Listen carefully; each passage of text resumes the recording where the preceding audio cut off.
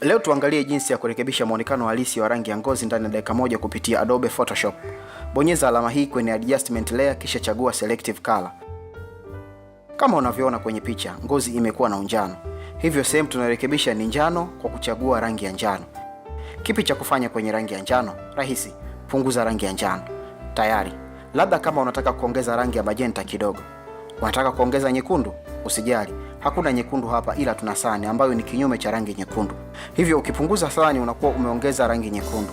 Siku zote kumbuka, cyan, magenta na njano ni sawa na nyekundu, kijani na blue.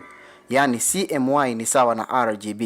Au labda unaweka kigiza kidogo kwenye nyekundu. Chagua nyekundu kisha ongeza nyeusi.